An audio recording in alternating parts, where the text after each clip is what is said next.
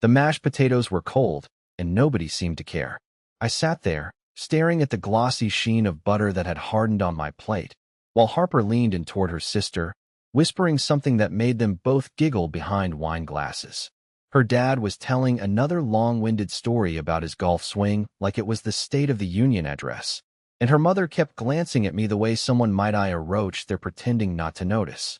And still I stayed. I smiled. I nodded in all the right places. I even complimented the green bean casserole, which tasted like it had been seasoned with printer paper. Because that's what I do. I survive these family dinners by blending in, shrinking myself down into a man-shaped decoration. But tonight wasn't like the others. Tonight, Harper came prepared. I should have seen the signs, the new dress she forgot to tell me she bought, the blowout hairstyle she only reserves for weddings or job interviews, the way she asked me 5 times if I really wanted to come. I thought she was nervous because her parents can be cruel. I didn't realize she was staging a public execution. She waited until the room got quiet. Right after the waiter cleared the plates, and everyone leaned back with their wine and satisfaction. That's when she set her glass down with a little clink, straightened her back, and said, "I've made peace with the fact that I outgrew this marriage a long time ago." Just like that. No build-up. No warning. Just confession by ambush. For a moment, the silence was thick. Confused smiles twitched across faces. Her mom tilted her head like a parakeet that heard thunder. Her sister beamed. Her father muttered something under his breath that I swear sounded like "finally." And me? I stared at Harper. At the woman I used to think was just lost, just overwhelmed, just burnt out. I'd been so patient. So stupidly, loyally patient. I didn't say a word. I just stood up, pushed in my chair, politely, like a damn gentleman, and walked out of that house without taking my coat or my pride. And the part that burned the most? No one followed. She didn't even blink. I drove without a destination. Just kept going, headlights cutting through the black December cold while my thoughts chased each other in circles. Her words echoed louder with every mile. I've made peace with the fact that I outgrew this marriage. What kind of person drops a bomb like that between dessert and coffee, in front of her entire family, without a shred of hesitation? I didn't cry. Not at first. I was too numb. The kind of numb that makes you think you're fine, until you're gripping the steering wheel so hard your knuckles go white, and you realize your jaw has been clenched for half an hour. I ended up in a gas station parking lot 2 towns over, just sitting in the car with the engine running and a sad little Christmas song playing on the radio. I don't even remember which one. Just bells and fake cheer while my whole life split open at the seams. I stayed there for over an hour. No missed calls. No texts. Not even a half-hearted, "Where are you?" from Harper. She really meant it. She had planned that sentence, rehearsed it even. I could picture her practicing in the mirror, probably trying out different versions until she found the one that made her sound the most evolved. Outgrew this marriage. Like I was a pair of old shoes she wore too long out of pity. Eventually, I drove home. Our home. The little blue house I spent 6 years fixing up with my own hands. New roof, new sink, repainted the porch twice. I even carved our initials into one of the floorboards in the bedroom, like some teenager with a pocket knife. What a joke. When I walked in, the place was spotless. Like nothing had happened. Her car was already in the driveway. She must have left right after me, probably feeling proud of her little speech, expecting me to come home with my tail between my legs so she could finish the job and call it closure. But I didn't go to the bedroom. I went to the garage.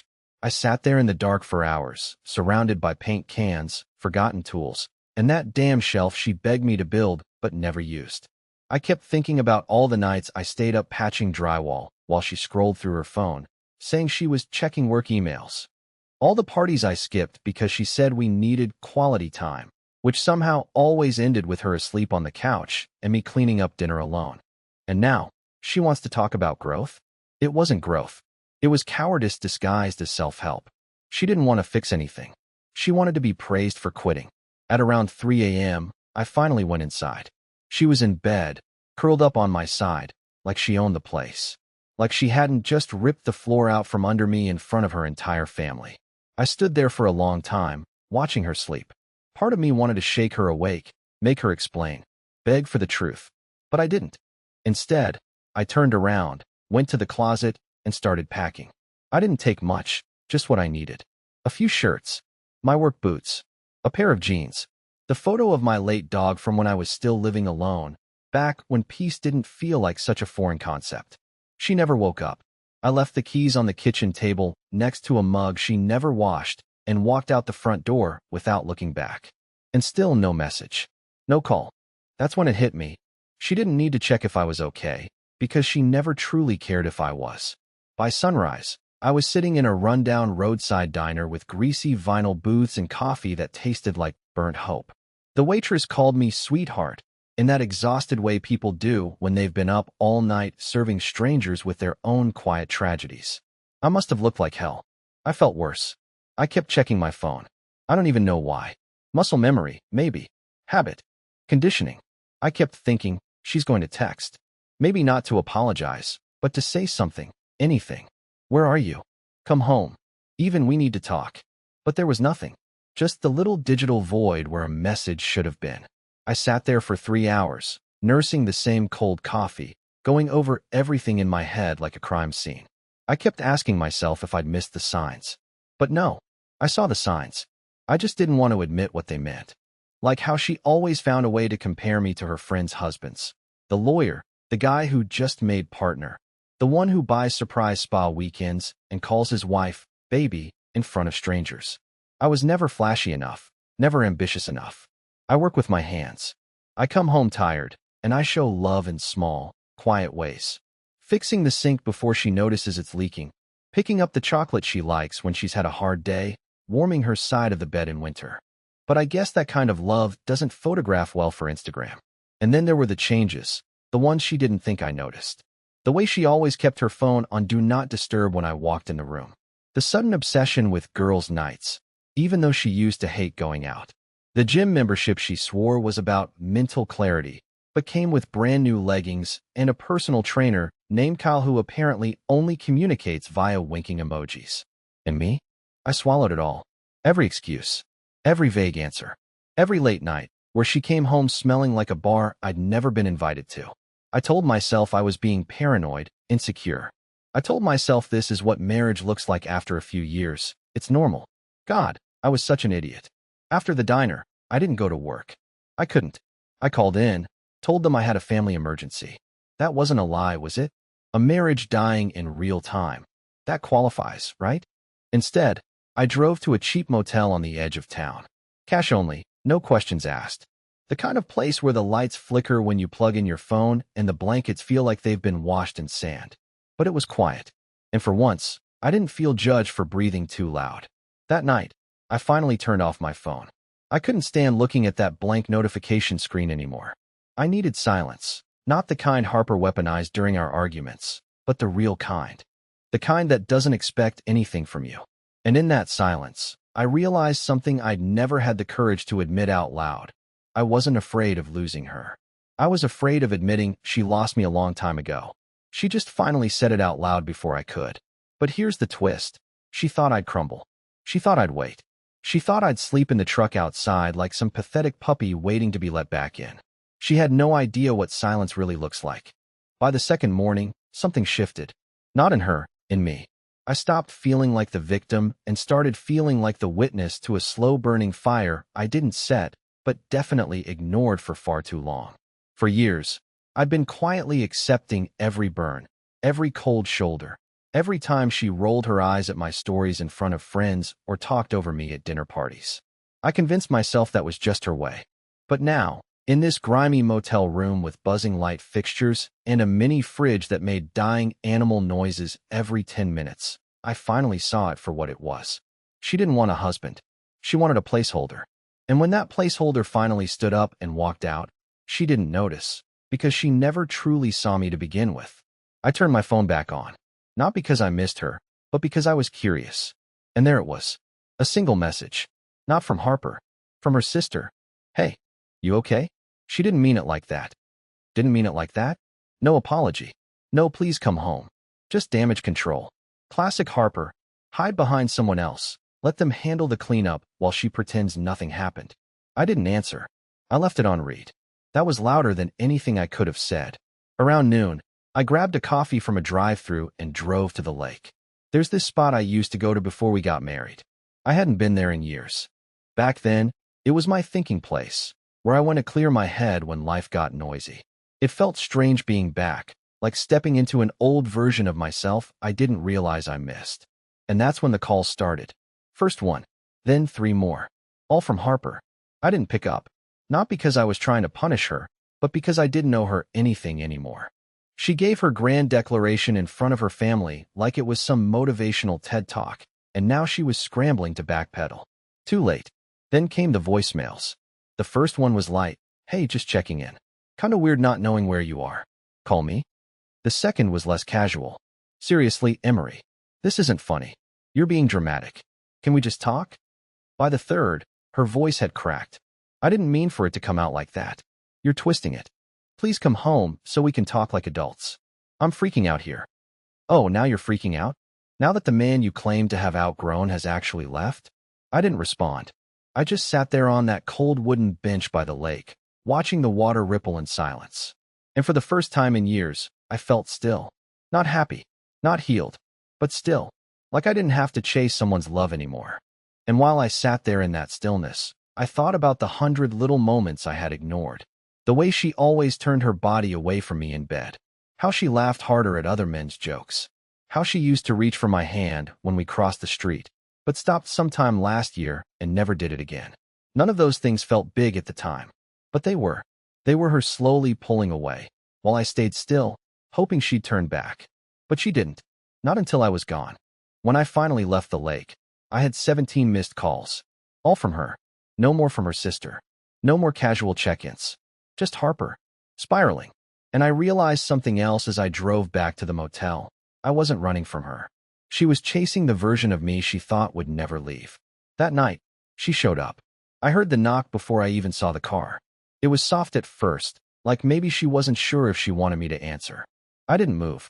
Just stared at the chipped motel ceiling, heart hammering against my ribs like it was trying to escape the room.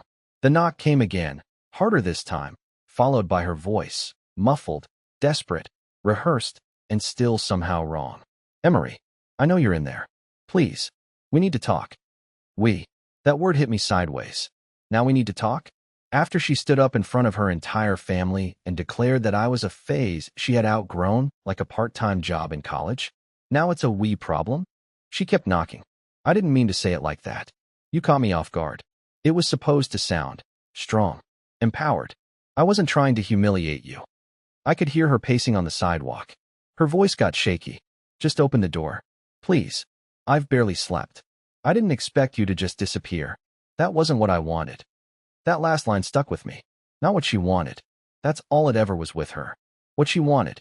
What made her feel powerful. What made her look independent and admirable in front of her shallow, corporate family. She never thought for a second what it would feel like for me to sit at that table, surrounded by people who never respected me, and hear my wife announce that I was some emotional training wheels she was finally ready to toss aside. And now she was here, crying outside a cheap motel at midnight, probably hoping I'd be the same spineless doormat who used to apologize just to keep the peace. But something had changed in me the moment I walked out of that dinner. I felt it growing, piece by piece. Every hour she stayed silent afterward, every message that didn't come until I broke the silence. I stayed in bed. I didn't speak. I didn't move. I let her knock, and call my name one more time like it was some sacred chant that used to bring me running. But not this time. Not again. Eventually, she left. The headlights faded. The engine revved. And just like that, she was gone. I stared at the door for a long time after that.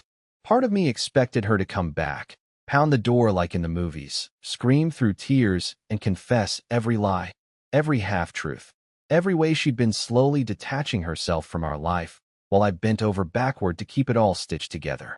But no, Harper wasn't built for confession. She was built for control. And when control slips through her fingers, she doesn't chase, she recalibrates. The next morning, I woke up to an email.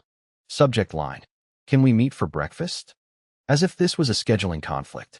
As if my heartbreak could be penciled in between Pilates and errands. No apology, no depth. Just an offer to talk like none of it had happened in front of 10 people and a creme brulee.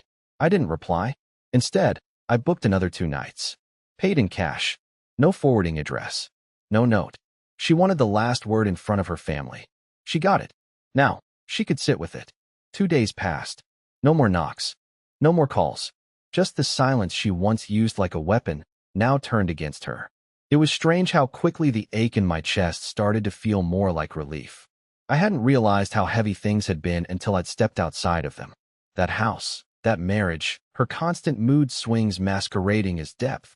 I had been suffocating in slow motion for years, calling it love because I didn't know any better.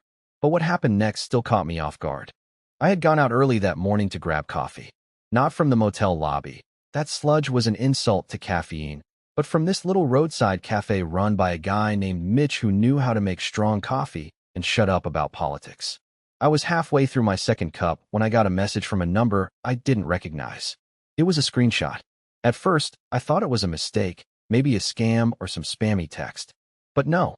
I opened it, and there she was, Harper, sitting in what looked like a bar, her hand on the thigh of a man I'd never seen before.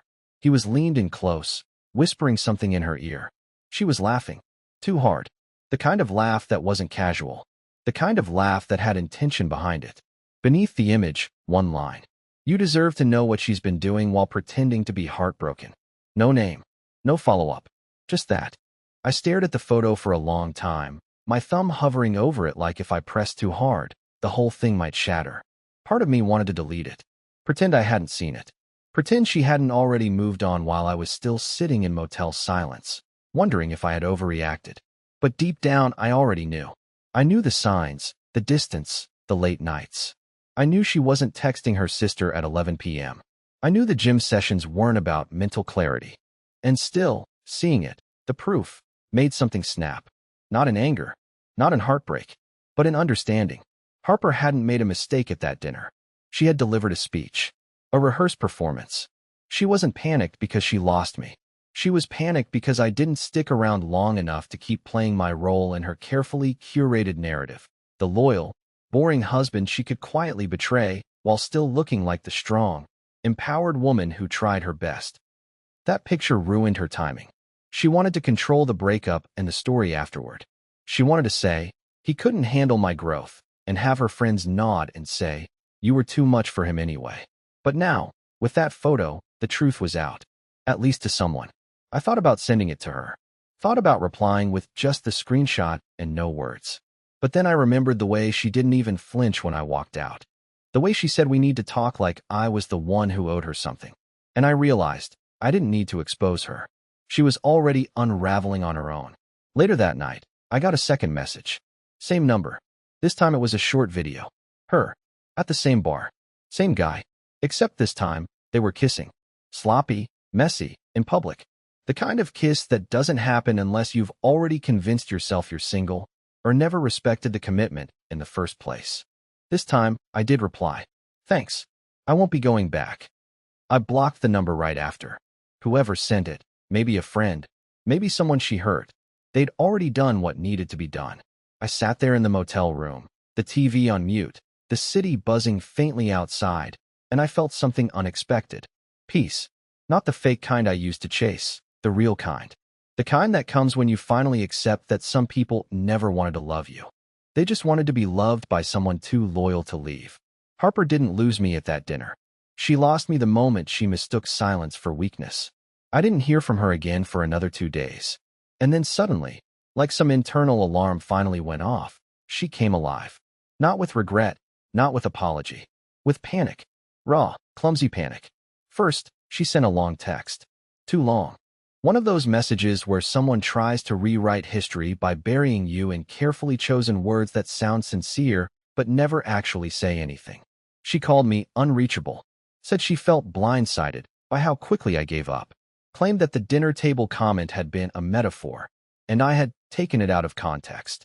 She wanted to meet, said we owed it to ourselves to process everything in person like adults. I didn't reply. 6 minutes later, another message. Then 10 more over the next hour. She switched tactics quickly, from concerned to angry. So you're just going to ghost your wife?